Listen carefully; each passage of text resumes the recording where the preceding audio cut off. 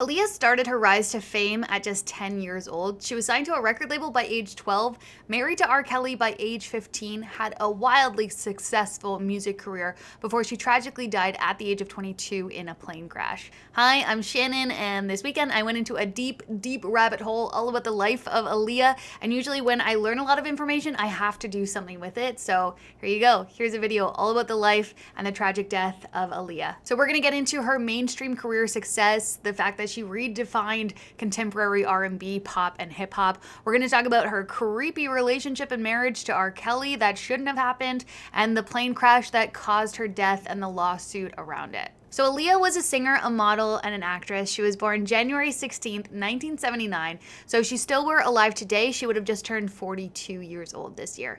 She was born in Brooklyn. She grew up in Detroit, and she first gained recognition for her singing at the age of 10 when she appeared on the show called Star Search. Not if you care for me. Stay, little Valentine.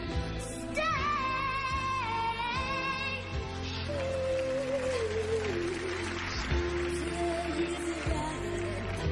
This was a popular show at the time. Beyonce was on it when she was younger with a group that she was with at the time called Girl Time. Britney Spears, Justin Timberlake, Usher, Christina Aguilera, they were all on the show when they were younger. So this really was just like the place to go to if you really wanted to make it big in the music industry.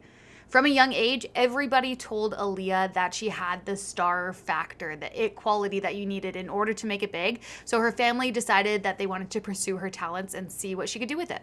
Aaliyah ended up being signed to Jive Records and her uncle's record label, also at the time, that was called Blackground Records. She actually ended up being the first artist on her uncle's label. Her uncle's name is Barry Hankerson, and she really credited him to helping her make it in the music industry. He'd already been working in the industry for decades. He had a lot of connections. He was also an already successful manager at the time, managing artists like Toni Braxton, as well as R. Kelly. He's the one that introduced R. Kelly to Aaliyah when she was just 12 years old.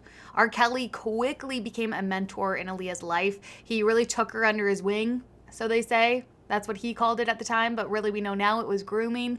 But he taught her everything there was to know about the music industry, all the ins and outs, and he actually became the lead songwriter and the lead producer on her first album. Keep in mind, at this time, R. Kelly was 24 years old when he met Aaliyah when she was 12 years old. So together, throughout the next couple of years, they started working together on her first album that they ended up calling Age Ain't Nothing But a Number. Another huge red flag when you find out exactly what happened after this. This was also a single that was on the album, and the song itself was written by R. Kelly, and the song is all about a young girl and an older man and them wanting to be together, but then people telling them that they can't because of their age. Where'd the title of the album come from? She's running around the studio one day with her friends, talking a lot of smack, talking about age ain't nothing but a number, girl. I was like, what you trying to say? So immediately I heard the song, and I called her back 15 minutes later, told her check this out. So we cut the track right then and there. Aaliyah was still in high school when she was working on this album. She went to Detroit High School for Fine and Performing Arts, where she majored in drama. She had a 4.0 GPA, so she was smart, she was talented, she had it all. And her and R. Kelly, they worked on her album in Chicago during her summer vacation. And during this time, they really started spending all of their time together. R. Kelly would take her to arcades and bowling alleys, hang out with her there, which he said was to really just help her with her songwriting, to help her get inspired by just doing things that kids her own age would be doing. And then after many late nights of working on this album together, the first album came out of Aaliyah's in 1994 when she was 15 years old. And it was very well received. It had instant success. It peaked at number 18 on the Billboard 200, and it sold over 3 million copies in the United States. She started to get more recognized, started doing interviews, and right away in interviews, Aaliyah refused to say what her age was when she would be asked. And I may be, young, but I'm not going to say exactly how old because I don't feel it should, I don't think it really should matter that much because I want people to really just accept me for my music. And there was a lot of rumors at this time as well going on about the state of the relationship between her and R. Kelly and just exactly how close the two of them were when they were together. Okay, let's clear something up because I've been getting a rundown on the street. Everybody seems to think that y'all are either girlfriend or boyfriend or cousins or friends. Let's just get the record straight. I better go get me a white Jeep. Well, no, we're not related at all. No, we're not. We're just very close. He's my best friend. Yeah, cool. Now, who found who? In the whole wide world. I found Leah. As a matter of fact, Barry Hankerson, my manager, who's her uncle, told me to go up to Detroit and hear her sing. Once I got up to Detroit, I didn't have to hear her sing because she was glowing. I knew she had it. As soon as she started singing, that verified it. And from there, we became here, and everything is all good. It wasn't known at the time by the public exactly how young Aaliyah was, or the fact that her and R. Kelly had actually gotten secretly married. He was 27 at the time, and she was 15 years old. So pretty obvious as to why they didn't want to discuss the state of their relationship or her age in interviews, because they knew how that would be seen by the public. Although the secrets only really just got people talking even more about it and coming up with their own reasons as to how old exactly she was or what they were doing behind closed doors. And you might be wondering, this is a 15-year-old girl. Where is her family in all of this? Her uncle is her and R. Kelly's manager, so he must have at least been nearby. And it turns out the rest of her family was also pretty close. When your dad travels with you and your brother. My family's with me most of the time. My manager is my uncle. So, he's been in the business for a while. So having him, helped a lot in getting a lot of things done because he had a lot of connections. Well, you have to grow up quickly in this business because you have to know when not to go somewhere, know when to go back to the hotel or whatever. But, my mom travels with me a lot, and my dad and my brother. When Aaliyah and R. Kelly were getting married, R. Kelly listed her age as 18 on the paperwork, and it said that he actually bribed a government employee to get a fake ID made for Aaliyah saying that she was 18. R. Kelly currently has over 19 sexual assault charges against him, and he's been accused of doing countless things when it comes to the abuse of women, underage children, child pornography, and even creating his own cult.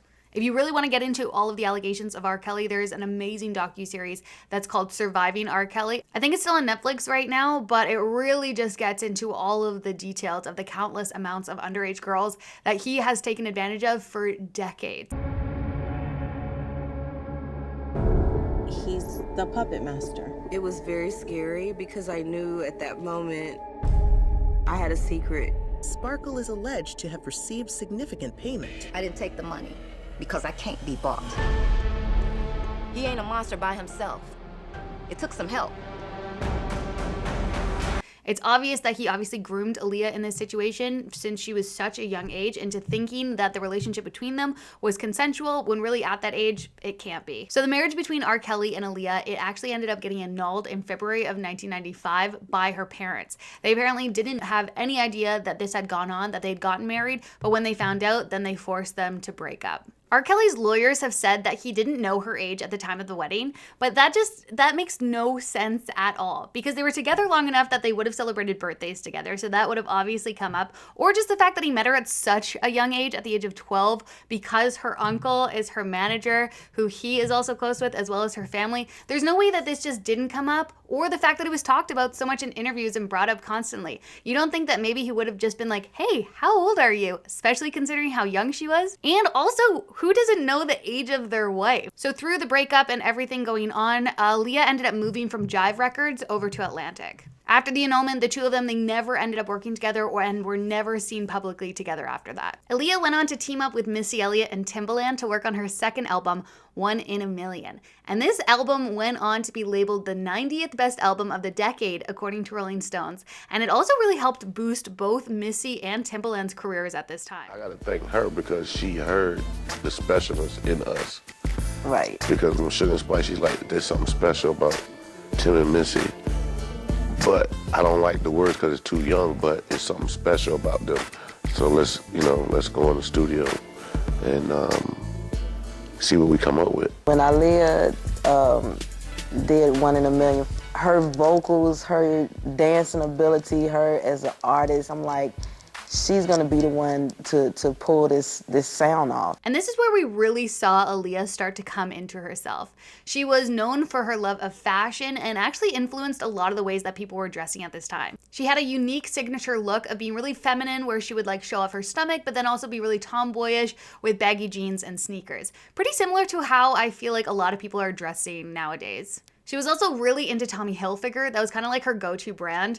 And right before she died, she actually was about to sign the contracts and start her own clothing line with her best friend, Kidada Jones. Kidada is actually the daughter of a huge producer who's produced every major name, Quincy Jones, and is a sister of Rashida Jones, who you might recognize from The Office and Parks and Recreation. Kidada was also dating Tupac at the time of his death, so she has really just gone through a lot of loss in her life. Aaliyah went on to graduate high school in 1997, which is crazy to think that all of this in her career and the marriage and everything happened before she even graduated from high school.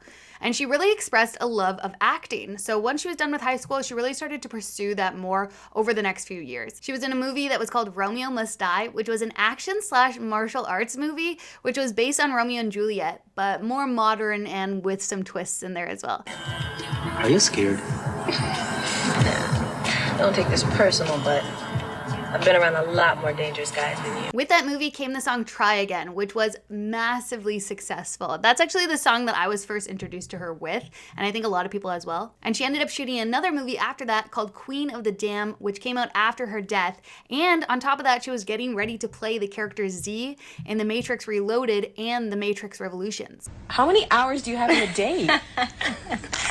It's a lot of work. It really is. You know, now that I have, dual careers, it's double the workload. But I'm really enjoying it. This is what I've wanted since I was a little girl. By the year 2001, she released her third album, which was called Aaliyah, and it ended up reaching #2 on the charts. She had a single that was on the album that was called Rock the Boat, and they wanted to shoot the music video on a boat, so they decided to fly off to the Bahamas to shoot the music video there. Also at this time, she started dating a man whose name is Damon Dash, and he's actually the co-founder of Rockefeller Records, and he was really big in the New York music social scene. Aaliyah went to the Bahamas, they shot the music video, and after it was done, they were supposed to fly out the following day, but Aaliyah was really eager to get back to the States to go and see her boyfriend because she only had a few days, a very limited amount of time that she could hang out with him before she had to go off and work again for a long period of time. So she wanted to get back early just to have an extra day with her boyfriend. Shortly after takeoff, the plane crashed, killing all 8 passengers and the pilot, whose name was Luis Antonio Morales Blanes. 9 people killed after a plane crashes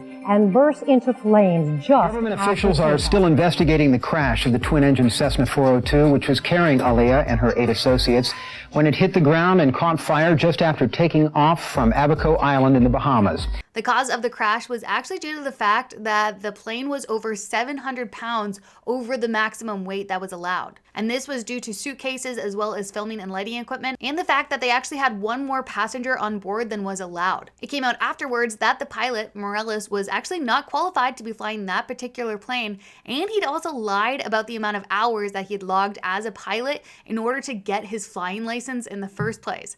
Plus, he had just been hired by Blackhawk International Airways just 2 days before, and this was actually his first flight with this company. And then on top of all of that, his autopsy also showed cocaine and alcohol in his system.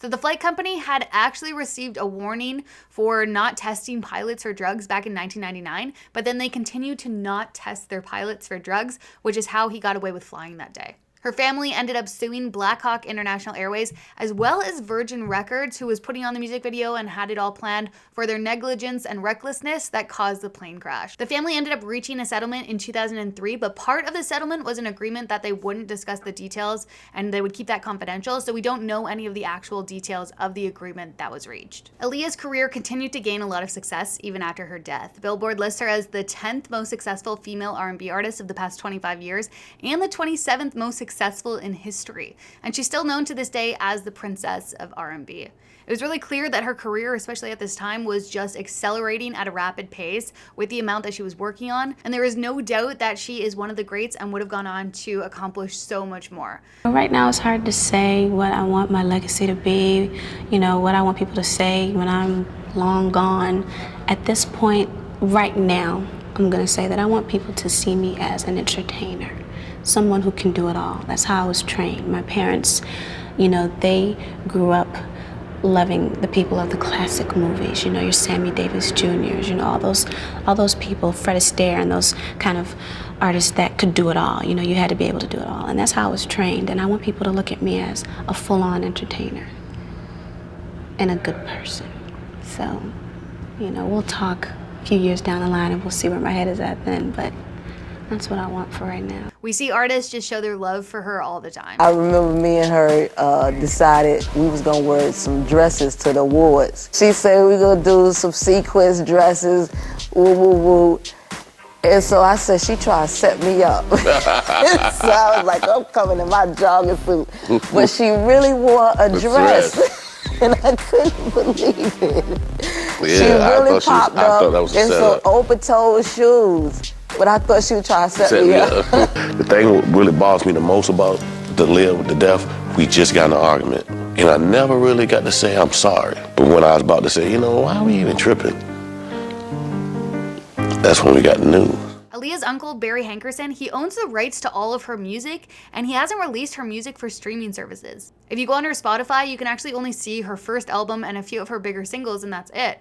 And it was reported finally last summer, they put out a statement from her estate that they would be adding her music to streaming services, but it has yet to happen. So hopefully we get our hands on that real soon. Thank you so much for watching this video. I really appreciate you taking the time because I really enjoy making them.